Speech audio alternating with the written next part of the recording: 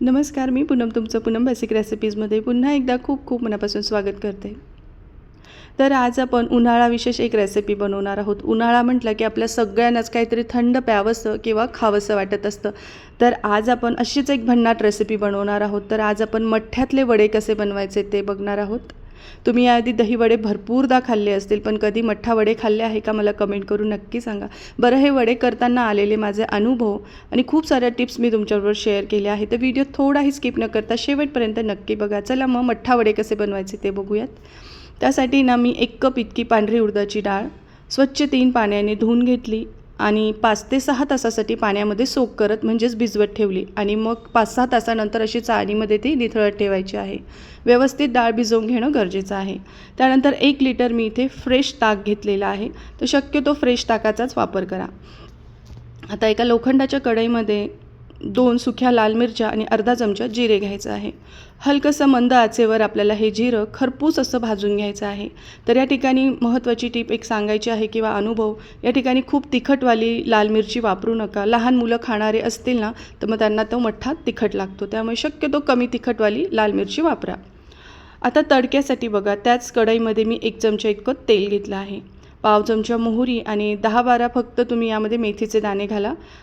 त्याचबरोबर अर्धा चमचा आपल्याला यामध्ये बडीशोप घालायची आहे. पाव चमचा हिंग, काही कढीपत्त्याची पानं आणि 2 सुक्या लाल मिरच्या घालायच्या. खमंग असा हा तडका आपल्याला तयार करून घ्यायचा आहे. जिऱ्याचा रंग बदलला की गॅसची फ्लेम बंद करायची आणि हलकासा आपल्याला हा तडका आता गार होऊ द्यायचा आहे. आता जे जिरं आणि लाल मिरची आपण भाजून घेतली आहे त्याची सरबरीत अशी पावडर तयार करायची आहे. हे बघा, हा मसाला आपला रेडी झाला आहे. आता आपण हा मठ्ठ्यामध्ये टाकून घेणार आहोत.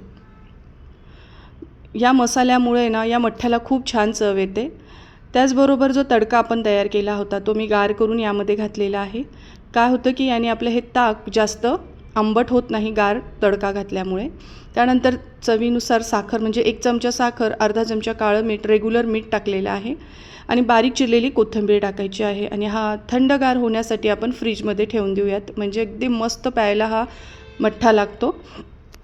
आता आपण वडे तयार करणार आहोत. त्यासाठी ना त्याच मिक्सरच्या छोट्या भांड्यामध्ये आपल्याला डाळ घ्यायची आहे. तर आवश्यकतेनुसार पाणी टाकून ही डाळ अगदी बारीक वाटून घ्यायची आहे. कमीत कमी पाण्याचा वापर करा, म्हणजे वड्यांना गोल गोल आकार छान येतो. आता वाटलेल्या डाळीमध्ये चवीनुसार मीठ टाकायचं आणि आपल्याला एकाच दिशेने फिरवत ही डाळ चांगली फेटून घ्यायची आहे. डाळ जशी फेटली जाते ती पांढऱ्या रंगाची दिसायला लागते बघा.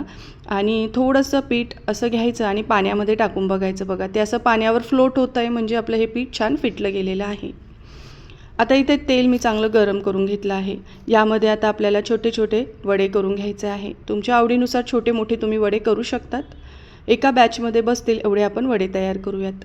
तर इथे महत्त्वाची टीप म्हणजे हे जे वड्यांचं पीठ आहे ना, ते चांगलं स्मूथ आणि एकसारखं दळून घ्या, म्हणजे वडे छान सॉफ्ट तयार होतात. आणि वड्यांचं पीठ फेटून घेणं खूप गरजेचं आहे, नाहीतर मग वडे ना खाताना चांगले लागत नाही. आता बघा, मी सगळे वडे असेच गोल्डन रंगावर तळून घेणार आहे. तोपर्यंत तुम्हाला एक निवेदन आहे, तुम्ही अजून माझ्या चॅनलला सबस्क्राईब केलं नसेल तर नक्की सबस्क्राईब करा आणि बेल आयकॉनवर क्लिक करा.